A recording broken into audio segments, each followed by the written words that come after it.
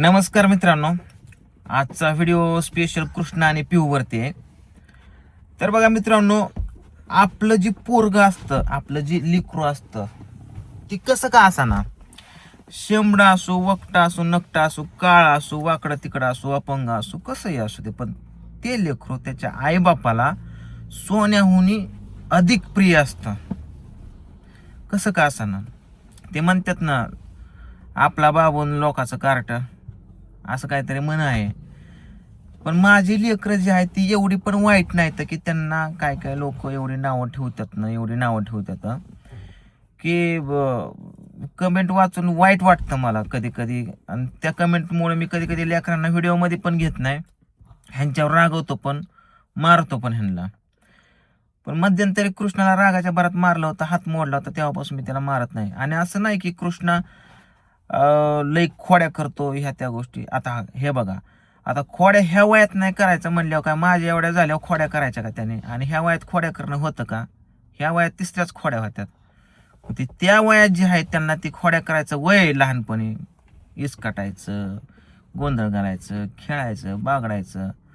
आणि माझ्याच घरात नाही, प्रत्येकाच्याच घरात बघा तुम्ही, छोटी लेकरं असतील तर आईबापाला त्रास देतातच, आजी आजोबाला त्रास देतातच, घरची भांडी इकडे तिकडे करतातच.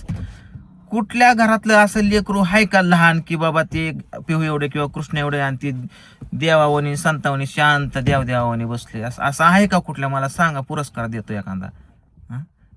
लहान लेकरं जिथं म्हणलं की तिथं खोड्या खोडपत्री, भांडण, इस्काटेस्की, ती आईबापाला त्रास दे, काही ना काय, सांड, हे कर ते कर, अशा गोष्टी चालतच राहतात.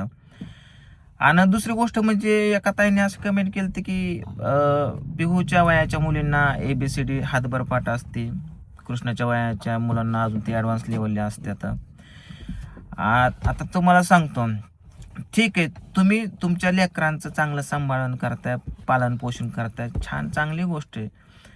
मी माझ्या पद्धतीने माझ्या लेकरांचं जसं पालन पोषण होतोय त्या पद्धतीने करतोय. माझे लेकरं माझ्यासाठी खूप छान आहेत. आणि मी लोकांच्या लेकराला नाव नाही ठेवत, पण मी सांगतोय, आता हिचं वय काय 3 वर्ष. आता हिला जेवढं येतं या तेवढं ठीक आहे. ह्याचं वय काय आता 7 वर्ष. ह्याला शाळेत घातले, मी म्हणतो बरे शाळेचं नॉलेज त्यांना लेट येईल, पण येईल. का जलमलं पाळण्यातनं कालं की लगेच शाळेत घालायचं? अरे त्यांचं लहान वय, खेळू द्या. आता त्या पिवडीला 1 एप्रिलपासून शाळेचं नाही, तर जवळ शाळा, मी त्याचं ॲडमिशन पण घेतलं, रावायच्या शाळेत, ह्याला शाळेत टाकल्या.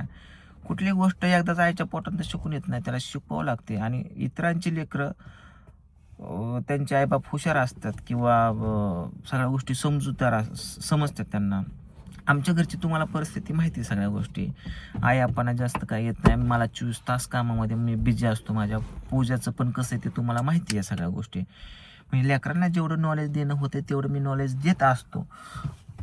असं नाही की माझी लेकरं मागच राहणार, शिकणार, वेळ जाईल त्याला, पण शिकणार. आणि त्याच्याबरोबर त्यांना सोशल मीडियाचं, मोबाईलचं, कॉम्प्युटरचं, 4 माणसात बोलायचं, ॲक्टिंगचं, हे भरभरून नॉलेज देतोय मी. आणि हे पण आजच्या युगामध्ये हे नॉलेज असणं अत्यंत गरजेचं आहे. मी तुम्हाला सुद्धा सांगतो, तुमच्या लेकरांना सुद्धा सोशल मीडियाचं नॉलेज द्या. कदाचित पुढे जाऊन क्लासमध्ये सुद्धा सोशल मीडियाचा एक क्लास निघेल. जसा मराठी इंग्रजी गणिताचा क्लास असतो तसा सोशल मीडियाचा एक क्लास शिकवायला टीचर असतील, तिथं मला सुद्धा बोलवू शकतात. आणि असणं गरजेचंच आहे. आता बारामतीमध्ये AI सेंटर खोलणार आहे, AI. हा, आणि आजकाल दुनिया जी आहे ना, फक्त सोशल मीडियावरतीच चालली आहे. तुम्ही मला कशा बघताय? सोशल मीडियावरती जगातल्या माहिती घरात बसून कुठनं काय त्या सोशल मीडियावरती. आजकाल माणसाला एडिटिंग येणं, शूटिंग येणं, कॅमेऱ्याचं नॉलेज असणं, सोशल मीडियाचं नॉलेज असणं लय गरजेचं आहे. लय म्हणजे लय. आपण लेकरांना हे ती शिकवतो कशासाठी? त्याने चांगले शिकावं, चांगली नोकरी लागावं, आणि नोकरी लागल्यावर पैसा कमाव. लेकरं आतापासूनच पैसे कमावतात. हा, ह्याचं चॅनल 7 लाख सबस्क्रायबर कम्प्लीट आहेत, तिचं पण होईल, पण ह्यांच्या मागे मेहनत माझी आहे. चांगले पैसे येतात ह्याच्या चॅनलला, तिच्या येतील.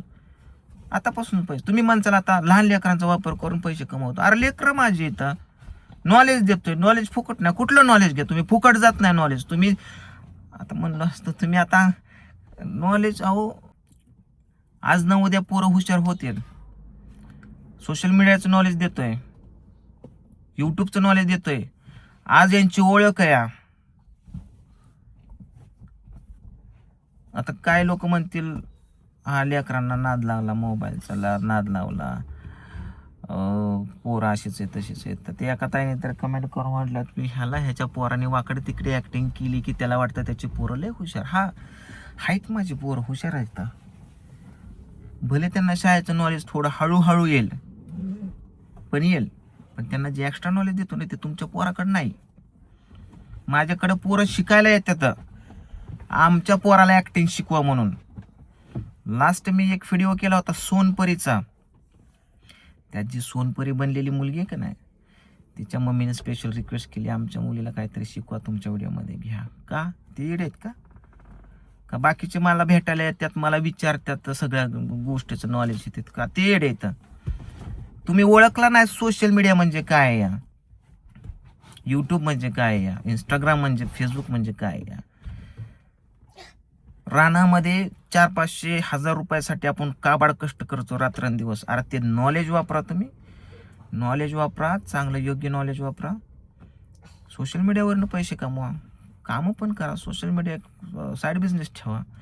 माझं असं झालंय, माझी आवड पण आहे, गरज पण आहे, प्रोफेशन आहे, फॅशन आहे, आणि सगळं माझं हे सोशल मीडिया झालं. त्याच्यामुळे मी 24 तास याला देतो. आता तुम्ही माणसाला एवढं देतो, एवढे पैसे कमवतो, तो घरदार का बांधणार? बांधणार.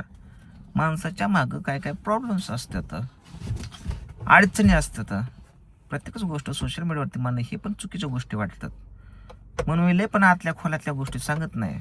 आणि जे काय झालेल्या गोष्टी आहेत माझ्याबरोबर, माझे पैसे पाणी कुठे गेले, काय गेले, कसं झालं, 4 यूट्यूबवरती मांडत बसायला मला ते आवडत नाही.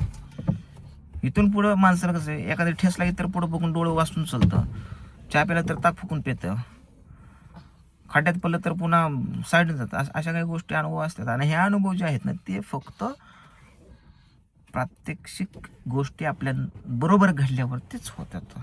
एखादा माणूस सांगतो तुम्हाला, काय माहिती मला सांगतो, एखादा माणूस जर तुम्हाला सांगतो अरे बाबा पुढं खड्याय पडशील, पडल्याशिवाय त्याला पण कळत नाही खड्याय पुढं.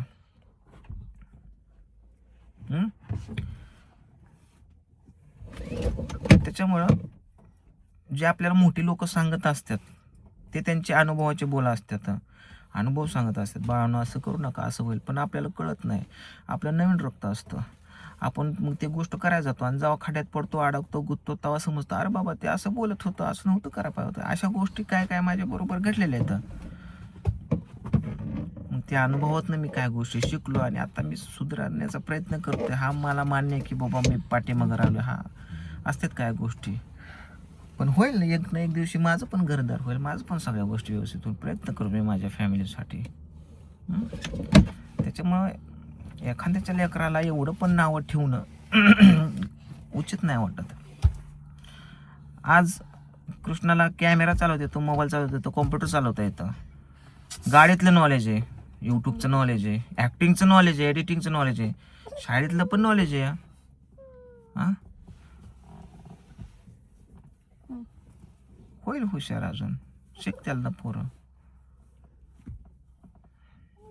थोडंसं बाप आहे त्यामुळं तुम्ही पण एका बापाच्या जागेवर जाऊन विचार करा, स्वतःच्या लेकराला जर कोण काय बोलत असेल तर त्याची अवस्था कशी असेल.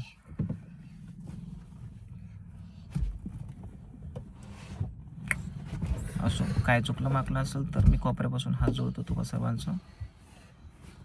धन्यवाद.